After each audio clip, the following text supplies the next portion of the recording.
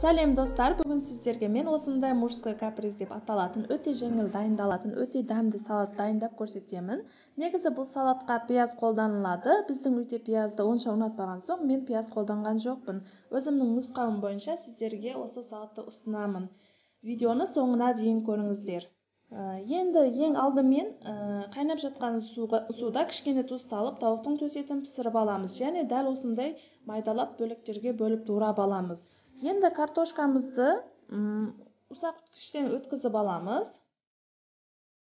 Және тарелкамызға әдемілеп жайғастырып аламыз. Енді өздеріңіздің қалаған формаларыңызды жасай аласыздар. Мен осылай әдемілеп тарелкаға жайғастырдым. Майонезіміздің бір шетін қиып алып, тор көздеп әдемілеп жағып шығамыз. Енді үстінен туралған тауықтың етін салып шығамыз. Үстінен тағы майонезімізді тор көздеп жағып аламыз. Әр слойына майонез жағып отыруымыз керек. Енді жұмыртқамызды ұсақ үткіштен өткізіп, картошкамызды, сәбізімізді де өткізіп аламыз.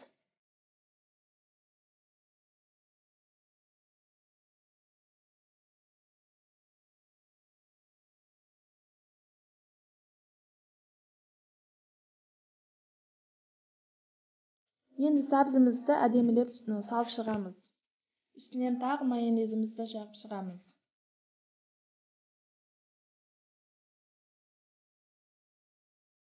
Үстінен енді жұмыртқаларымызды әдемілеп жайғастырып аламыз. Тағы майонез жағып шығамыз.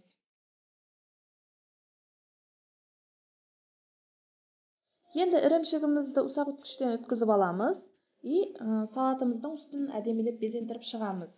Өздеріңіздің қалауыңыз бойынша безендіре аласыздар. Өте дәмді, дәмі тіл үйіретін салат, әрине дайындап көріңіздер. Сіздерге салатымыз ұнаған болса, менің каналыма подписка жасап, лайк басып, комментарий жазуды ұмытпаңыз.